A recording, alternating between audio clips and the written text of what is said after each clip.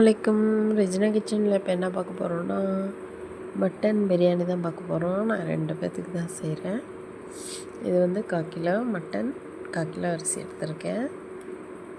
இப்போ வந்து இந்த மட்டனை நல்லா அலசிட்டு உப்பு போட்டு 3 விசில் வேக வச்சுக்கலாம். இஞ்சி பூண்டு 1 ஸ்பூன் போட்டுக்கலாம்.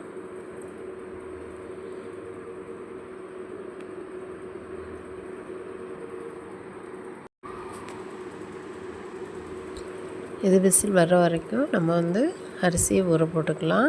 நான் பாஸ்மதி தான் எடுத்திருக்கேன். இந்த டம்ளரில் தான் அளந்திருக்கேன். நம்ம கறி வேகட்டும், அது வரைக்கும் நம்ம இதை ஊற வச்சுக்கலாம். இப்போ வந்து கறி நல்லா வெந்துருச்சு. இதை வந்து ஒரு பாத்திரத்தில் நம்ம போட்டு வச்சுக்கலாம். இந்த பாத்திரத்தில் போட்டுட்டு அந்த குக்கர்லேயே நம்ம சமைச்சிக்கலாம்.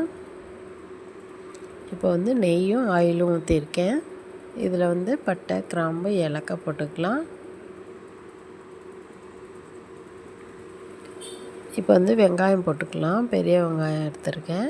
ஒரு 3 வெங்காயம் பெரிய வெங்காயம் எடுத்து கட் பண்ணி போட்டிருக்கேன். அதையும் நல்லா வதக்கிடுவோம். இந்த மாதிரி வதங்கினதுக்கப்புறம் நம்ம தக்காளி, பச்சை மிளகாய், கொத்தமல்லி, புதினா போட்டுக்கலாம்.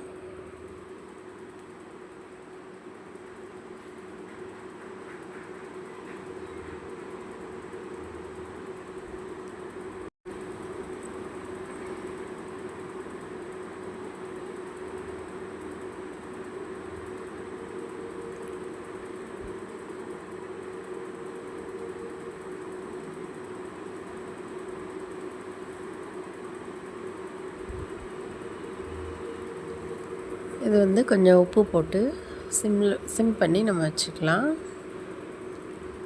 கொஞ்சம் தக்காளி, வெங்காயம் கொஞ்சம் வதங்கினதுக்கப்புறம் நம்ம இஞ்சி பூண்டு சேர்க்கலாம்.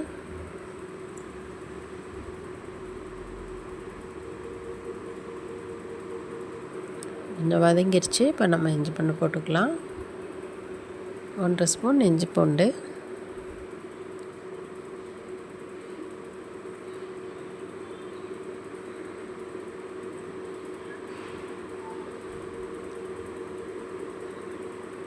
நல்லா வதங்கினதுக்கப்புறம் மிளகாத்தூள் 1 ஸ்பூன், 1/4 ஸ்பூன் போட்டுக்கலாம்.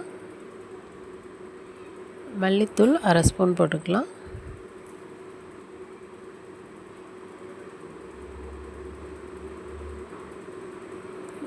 கரம் மசாலா, பட்டை, கிராம்பு, ஏலக்காய் இது மட்டும் தூள் பண்ணி போட்டுக்கோங்க.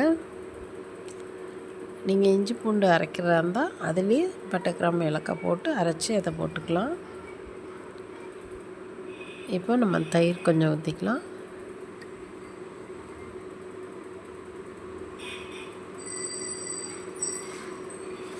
கொஞ்சமாக லெமன் போட்டுக்கலாம். இது வந்து நல்லா வதக்கிடுவோம்.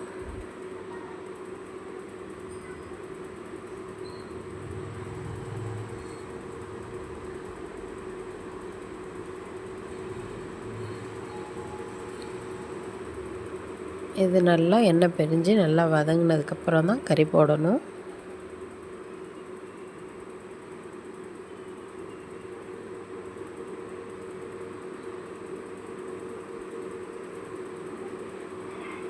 கறி வந்து போட்ட உடனே கிண்ட வேண்டாம். போட்டுட்டு நம்ம தண்ணி அளந்து ஊற்றிக்கலாம். இந்த டம்ளரில் தான் அரிசி அளந்தேன். பாசுமதினால் 1 டம்ளர் பாசுமதி, 1 டம்ளர் தண்ணி போதும். நீங்கள் வேணால் 1/4 டம்ளர் ஊற்றிக்கலாம்.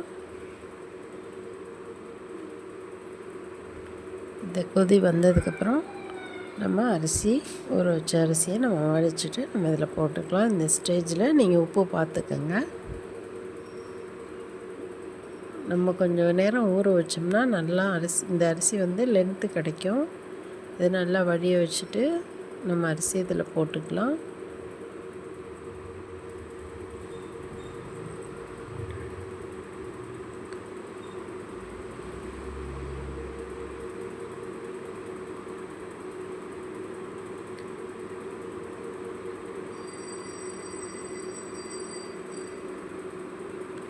இப்போ வந்து நம்ம ப்ரெஷர் மூடி வச்சுட்டு ஒரே விசில் வச்சா போதும்.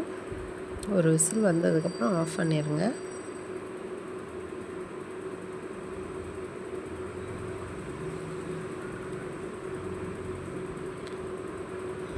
தயிர் சட்னி சின்ன வெங்காயத்தில் செஞ்சு பாருங்கள். இதே மாதிரி கட் பண்ணி போட்டு செஞ்சு பாருங்கள், சூப்பராக இருக்கும்.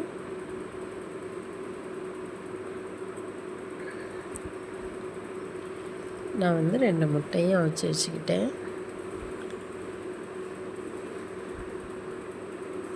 இப்போது ப்ரெஷர் போயிடுச்சு, நம்ம ஓப்பன் பண்ணி பார்க்கலாம். நல்லா சூப்பராக ரெடியாக வந்துருச்சு. சாப்பாடும் பாருங்கள், அரிசியும் உடையாமல் நல்லா சூப்பராக வந்திருக்கு. மேலே லைட்டாக கொஞ்சம் எண்ணெய் ஊற்றி நம்ம பெரட்டி விட்டுட்டு பிளேட்டில் வைக்கிறத காமிக்கிறேன். சூப்பரான டேஸ்டான மட்டன் பாஸ்மதி ரைஸில் பிரியாணி செம்ம சூப்பராக இருந்துச்சு. நீங்களும் இதே அளவில் செஞ்சு பாருங்கள். கட்டாயமாக நீங்களும் சூப்பராக அரிசி உடையாமல் செய்யலாம். என் வீடியோ பிடிச்சிருந்தா லைக் பண்ணுங்கள், ஷேர் பண்ணுங்கள், மறக்காமல் சப்ஸ்கிரைப் பண்ணுங்கள். ஓகே, பாய். அஸ்ஸலாமு அலைக்கும்.